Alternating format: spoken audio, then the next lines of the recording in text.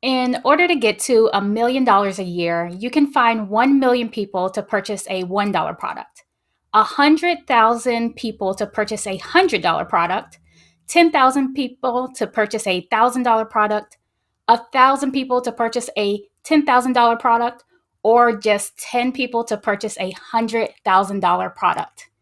And when I first broke down and looked at these numbers, I initially thought it would be way easier to find 1 million people to sign up for a $1 product deal. However, I now know that you can actually do less by finding and providing value to just 10 people with a $100,000 product. I am Shanice Miller, and welcome to my podcast, Do Less. Yes, that's right, do less.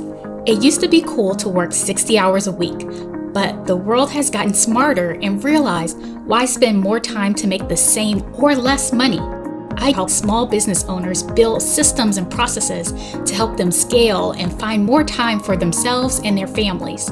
I'm going to provide you the best practices and all the tools and tips to scale your business. Welcome to my show.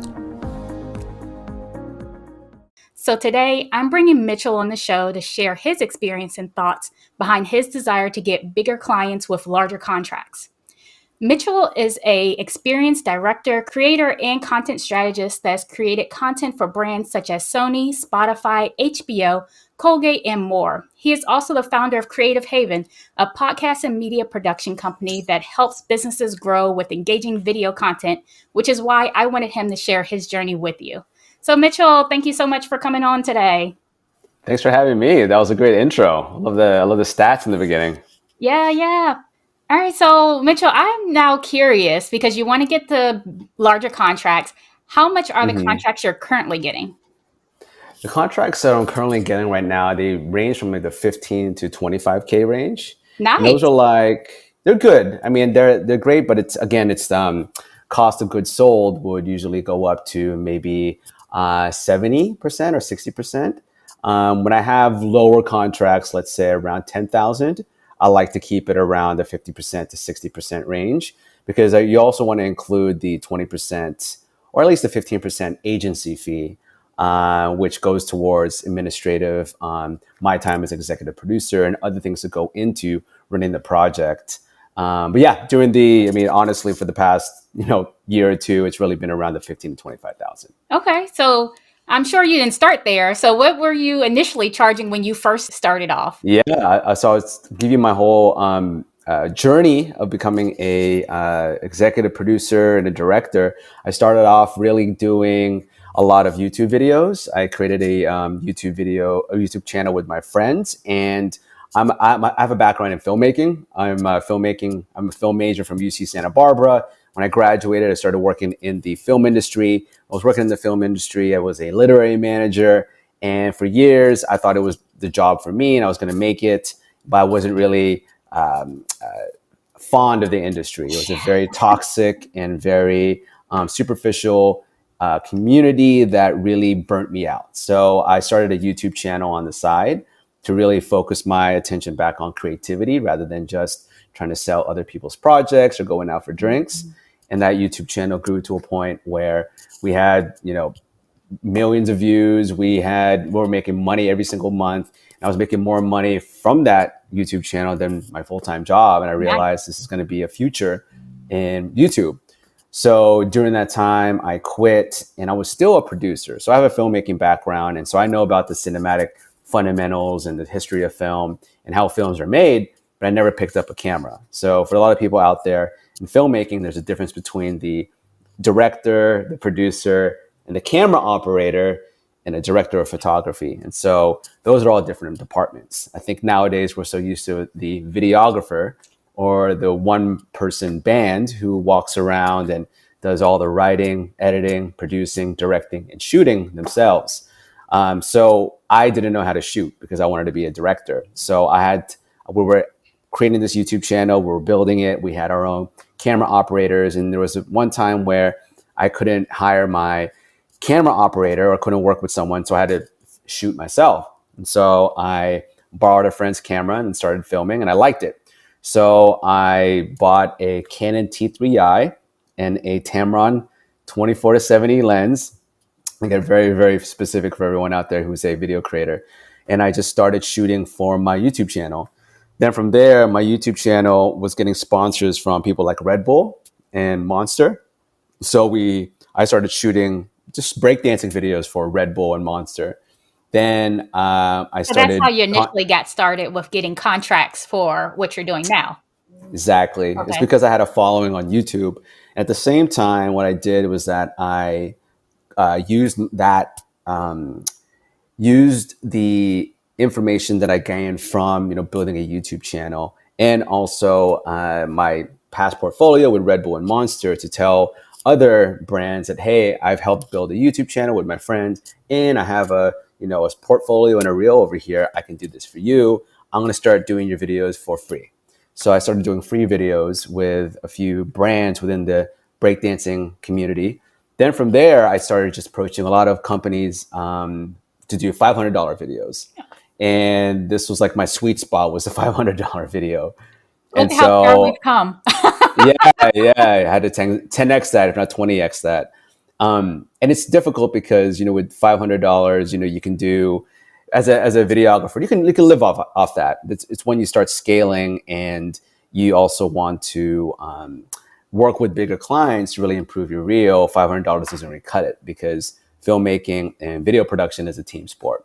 Mm. But that was the genesis was really being a filmmaker who felt stifled in the Hollywood industry, created a YouTube channel to feel more creative, had to end up learning how to use a camera because I couldn't hire a camera operator, loved filming and shooting, bought my own camera, then started shooting for sponsors for my YouTube channel. Then I used my knowledge from the YouTube channel building and also the portfolio from these brands to pitch to other companies. And then from there, that's when I started my first group of clients. Wow, that is truly amazing. So you started at zero, charging zero, Yeah. doing stuff for free. You bumped it up to 500, got the courage because that takes courage to say like, "Oh yeah, my price is now this." And then Mm-hmm. now you're at that 20 grand, $10,000 mark and now you want to bump it up even further. So what's the vision that you see for where you want to get to for the bigger clients?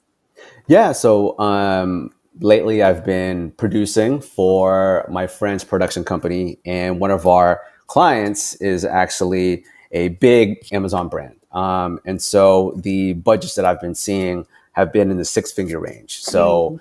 I recently just directed a video in February, which was about $150,000 for the shoot, and I think 30,000 for post, or 30 or 50 in post.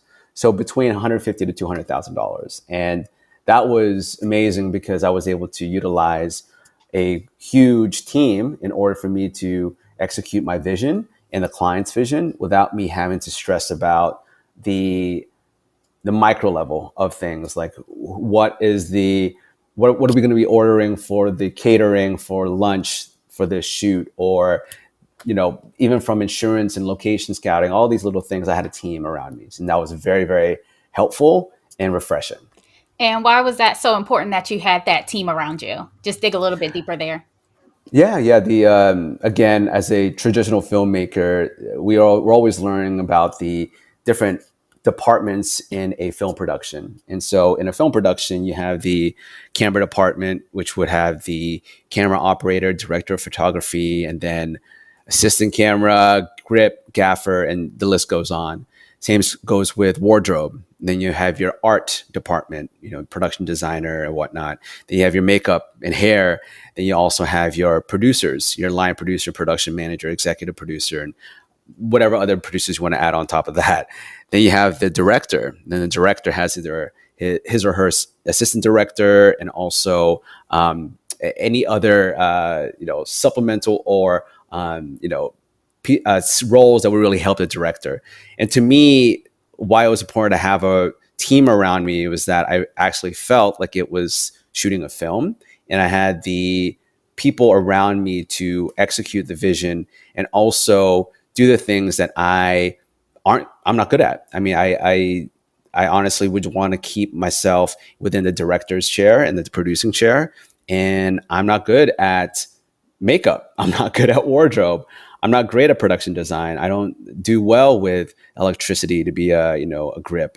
All of that. It's good to have a team of specialized experts to help you create the product because you don't have all of those tasks falling on your shoulders. And how did it used to feel when you had all of those tasks falling on your shoulders?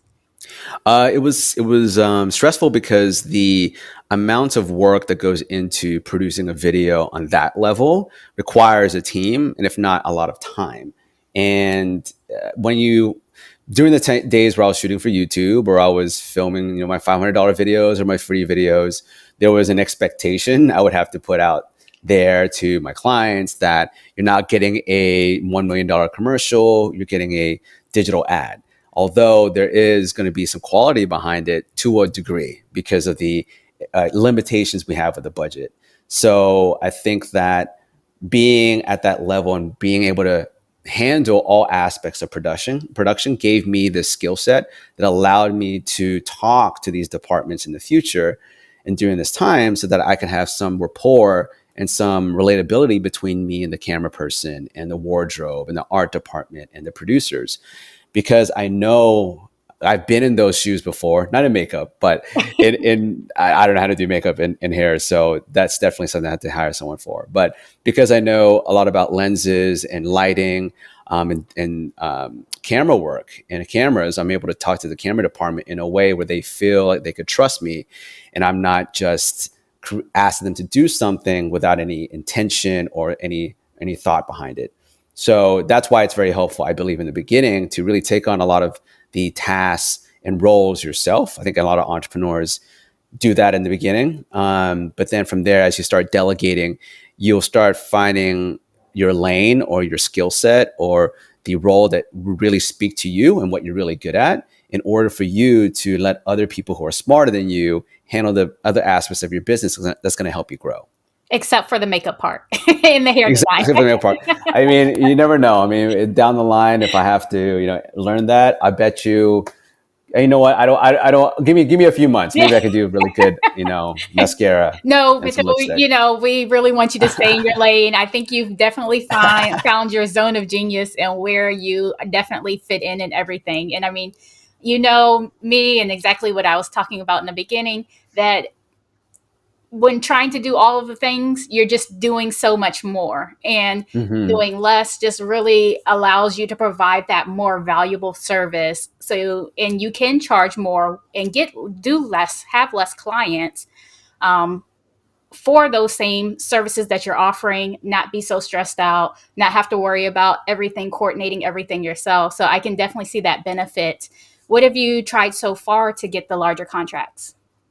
Yeah. So I've done a lot of reflection on the past couple of years of how I've gotten clients such as HBO, And Sony, how was that? Colgate, through referrals. These are all through referrals and my friends who have either they have their own agencies, their own production companies, or loved working with me so much that they referred me to either someone at a Sony or a Spotify or a agency or another production company.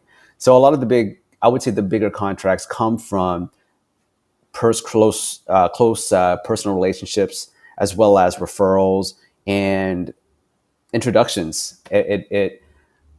I think that there are times where I thought it came from LinkedIn outreach and Mm. Google and Facebook ads. Although, because of the nature of the contract and the type of clients I'm trying to target, I'm not going to land a $1 million deal from a Facebook ad just because just my target audience is B2B. I'm looking for CMOs.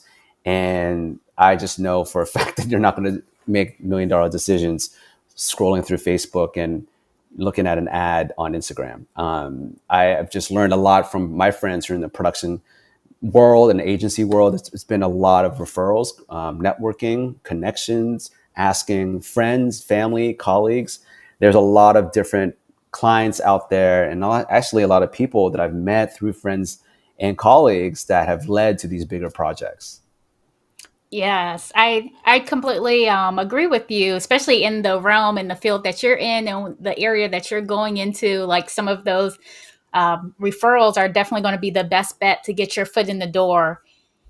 In order to really charge or to feel like you're charging more, I'm sure your mind had to go through a lot of different shifts. I mean, even just going from Hmm. the $500 shift to 25,000 and now trying to get those six-figure and possibly seven-figure clients. What are some of those mindset things that you had to change so that you could provide a higher value service to justify the amount that you're charging or wanting to charge?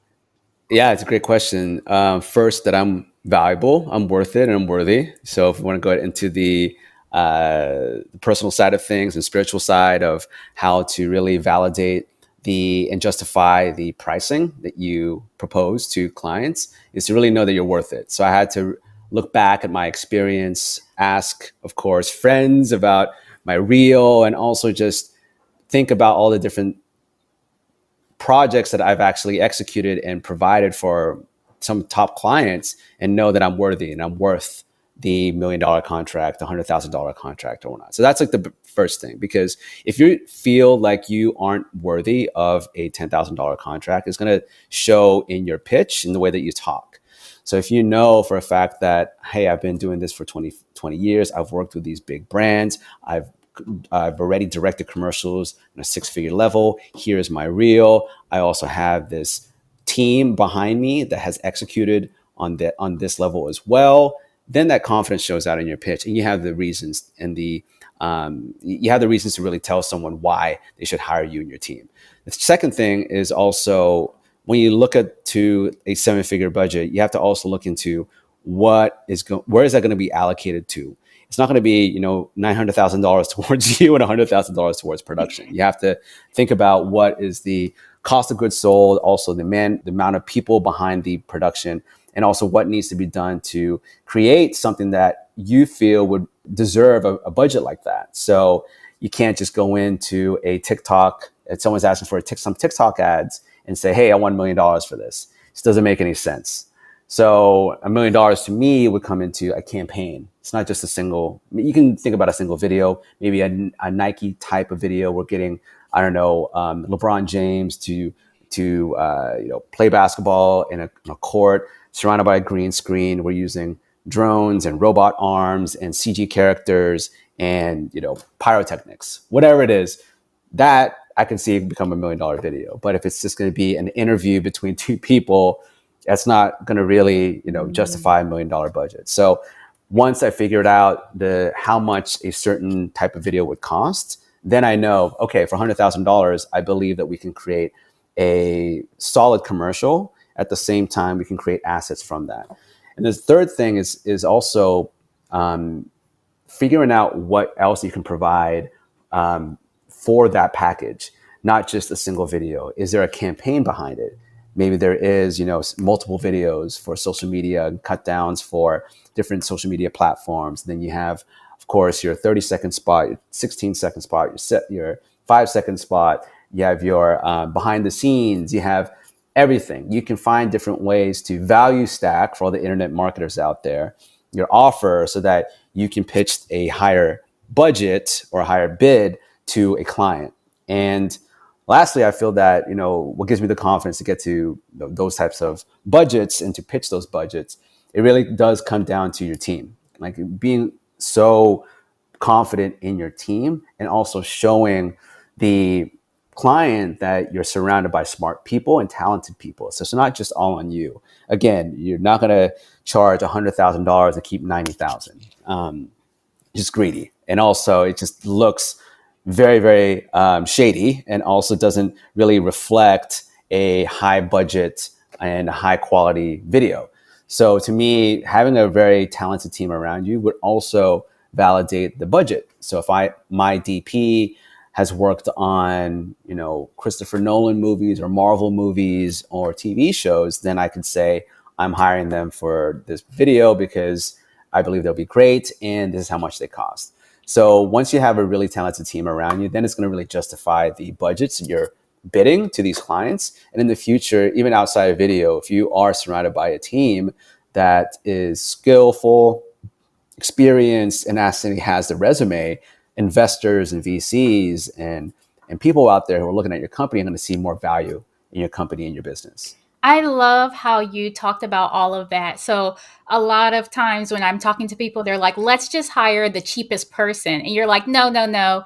Higher level people, people who know exactly what they're doing. They've been in this role for a long time. They're going to produce this high quality, high value, and high quality product that we can give, and we can justify this higher price point. And no, I'm not giving you the same value or the same product that I was at the $500 level and charging you, extra money and just pocketing all the rest. Like there's a value Hmm. add. There are extra things that you're stacking on top of and adding value, changing your messaging. So instead of just doing one video that's maybe 5 minutes, you're like, okay, we're doing this whole production, and along with adding social media content and all of these other additional upsells to make it to that level, so that you are bringing the value. The person realizes exactly what it is that they are getting this from you and what Hmm. it's going to mean for their organization, how it's going to help them. So, just to jump back a little bit to your referrals, do you have any systems set up in place for to make sure that you are having and talking to those referrals consistently, since that's the bread and butter? Yeah, it's funny you say that because it was just today I got a text from a student of mine who contacted me asking me if I wanted to be connected to a potential client of his because the this client is asking for a video that's out of my student's wheelhouse. I Mhm. believe it's probably a little too high budget, or they're asking for a lot of things that my friend can't handle, and so he is introducing me to this potential client, and hopefully we'll have a call tomorrow. And I think that a lot of the networking that I've done this year has really been focused around quality over quantity. I think that once you really get deep within a relationship with someone, there's more trust built rather than the shotgun approach of I'm going to send I'm going to go to every single networking event and give everyone my business card, and then not knowing what they truly do want or need in their business, then your sales pitch is a little too general. I think that I just had a recent client of mine who's just a friend. Last year we met at an event, and we've just been hanging out as friends, and he hired me to create videos for his Amazon brand, and it's a seven-figure Amazon brand. I had no intention, honestly, of creating videos for him or trying to sell to him. But because of the trust built in him seeing my portfolio, him hearing my stories about how I'm building my company, how it's growing, he decided to breach that conversation. And then we had a great discussion about his brand. And I, again, showed him my past portfolio, told him my experience. And from that point, we're about to finish up a series of videos. And so for me, a lot of the referrals that help, what helps me keep in touch with my referrals and also build my referral system really is this. I have a CRM, of course, and I don't want to tell people I have my friends on my CRM. So my potential referrals, I do have my on my CRM, and then my friends, the ones that have been colleagues as well, are in my phone book. And I have actually a notes in my it's kind of nerdy, but in my phone I have a notes of my friends. And No, it's not so nerdy at all. It's good business, because if you're having it in that CRM, they're reminding you to keep up and touch base, especially during mhm, those times when it's busy. But those are those relationships that you need to nurture over time, so that you can continue having something in the pipeline. So thank you so much for sharing your systems, how you're trying to keep track of some of the referrals, but still making it genuine, because yes, yeah, I hear that more so. So if anyone wants to learn more, reach out, refer you to some of these bigger contracts, what's the best way that they can reach you? for sure. They can reach me at Mitchell, Mitchel. That's Mitchell with one L at thecreativehaven.com. And you can also see my portfolio at thecreativehaven.com. So they can use that to pitch to whatever potential client there is out there. Well, Mitchell, thank you, thank you, thank you so much for coming on, sharing with all of us. I know I have taken away some nuggets, so I'm sure it's going to help out a ton of other people as well. Awesome. No, thanks for having me. I really appreciate you actually inviting me, Shanice, because we had a great conversation on my podcast, and your questions today. I wasn't really prepared for them, and I'm glad that we were able to talk about this because now it helps me think about my own journey, and I hope it helps someone else's journey as well. So, this has been an amazing episode of Do Less with me, Shanice Miller. Share this episode with anyone who needs this today. Leave a 5-star rating and review. And remember, if you're an entrepreneur and you need to do less in your business, click the link in the description to work with me.